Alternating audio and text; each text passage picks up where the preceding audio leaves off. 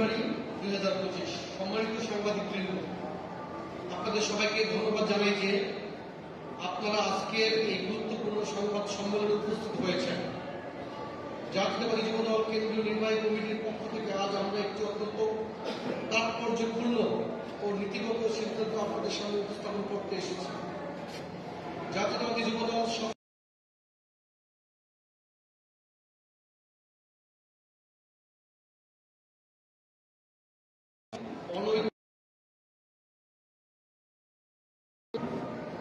সংগঠনের আদর্শ পরিপন্থী কর্মকাণ্ডের প্রেক্ষাপটে জাতীয়তাবাদী যুবদল কেন্দ্র নির্বাহী দেশে প্রায় 60 জনের মতো যুবদল নেতৃবৃন্দকে শোকজ এবং প্রায় 140 জনের মতো নেতৃবৃন্দকে বহিষ্কার করা হয়েছে। এমনকি অপরাধীদের বিরুদ্ধে দেশের বিভিন্ন জায়গায় মামলা দায়ের করা হয়েছে। গত 22 ফেব্রুয়ারি 2025 গাজীপুর জেলার শ্রীপুর উপজেলা যুবদলের সদস্য জাহাঙ্গীর আলমের বিরুদ্ধে সন্ত্রাসী কর্মকাণ্ডে জড়িত থাকার সুস্পষ্ট অভিযোগ আমাদের অবিচল প্রতিশ্রুতি বাস্তবায়নের জন্যই এই ব্যবস্থা নেওয়া হয়েছে। স্পষ্টভাবে জানিয়ে দিতে চায় যে কোন ব্যক্তি বা গোষ্ঠী সংগঠনের নাম ব্যবহার করে বেআইনি কর্মকাণ্ড চালানোর সুযোগ পাবে না। ভবিষ্যতে যাতে কেউ সংগঠনের সুনাম পূর্ণ করতে না পারে সেজন্য জাতীয়তাবাদী যুবদল কঠোর নীতি গ্রহণ করবে। জাতীয়তাবাদী যুবদল কাছে পৌঁছে দিচ্ছেন আপনাদের প্রতি আমাদের আন্তরিক কৃতজ্ঞতা। আশা করি আপনারা আগামীতেও গণতন্ত্র ও ন্যায় বিচারের স্বার্থে যথাযথ দায়িত্ব পালন করবেন। ধন্যবাদ সহ আমি মোহাম্মদ ইসলাম নয়ন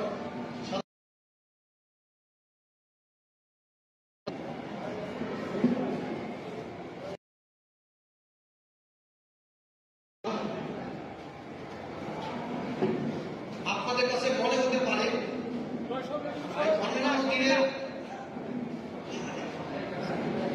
মতোই কিংবা অন্যান্য যে কোনো সাংবাদিক সম্মেলনের মতোই এটি একটি সাংবাদিক সম্মেলন। এটা বিশ্বত্ব কি আপনাদের মনে প্রশ্ন জাগতে পারে। আমাদের বক্তব্য হচ্ছে, অতীতে আমরা লক্ষ্য করেছি দলের কোন নেতা কর্মী যদি অন্যায় করত, সন্ত্রাসী কর্মকাণ্ডে জড়িয়ে পড়ত, তাহলে সেই সকল দল সেই সকল সন্ত্রাসীদেরকে আড়াল করার জন্য অস্বীকার করার এক ধরনের সংস্কৃতি তৈরি করেছিল। অর্থাৎ কোন সন্ত্রাসী কর্মকাণ্ডকে অস্বীকার করা, অন্যায়কে অস্বীকার করা, প্রকারান্তরে অন্যায়কে এবং সন্ত্রাসী কর্মকাণ্ডকে প্রশ্রয় দেওয়া হতো। কিন্তু আমরা বলতে চাই, ইতিমধ্যে আমরা যে কয়টি অন্যায়ের খবর পেয়েছি যেখানে আমাদের দলের নেতাকর্মীরা জড়িত ছিল, আমরা কিন্তু কোথাও অস্বীকার করি নাই। আমরা শাস্তি দেওয়ার ব্যবস্থা করেছি, কোথাও শোকজ করেছি, কোথাও তাদেরকে আমরা বহিষ্কার করেছি, কোথাও আমরা কমিটি বিলুপ্ত করেছি।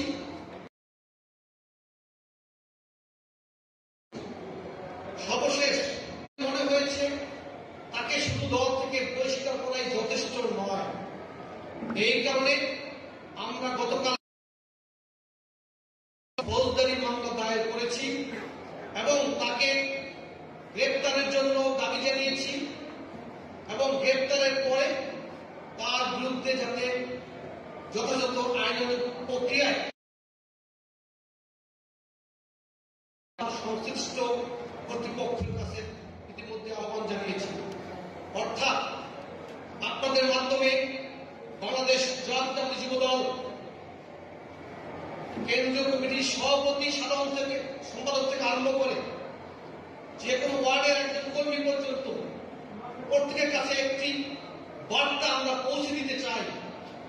জাতীয়তাবাদী যুবদলের কোন নেতা কর্মী যদি কোন সন্ত্রাসী কর্মকাণ্ডে কিংবা দেশ বিরোধী বা মানুষের স্বার্থ পরিপন্থী কোন কাজে নিজেদেরকে জড়িয়ে ফেলে, দল কিন্তু তাদেরকে কোনো ছাড় দিবে না। আমাদের সাংগঠনিক অভিভাবক জনাব তারেক রহমান আমল ইতিমধ্যে ঘোষণা করেছেন। আমরা এই বার্তাটি আপনাদের মাধ্যমে যুবদলের সকল নেতাকর্মীর কাছে পৌঁছে দিতে চাই।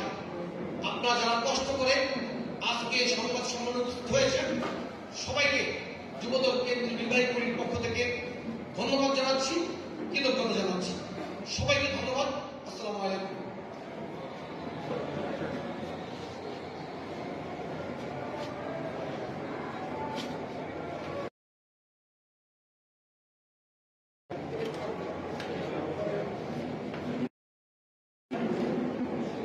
আমার মনে হয় আপনারা আমাদের বক্তব্য বুঝেছেন। তো আমরা সেই ক্ষেত্রে সংবাদ সম্মেলন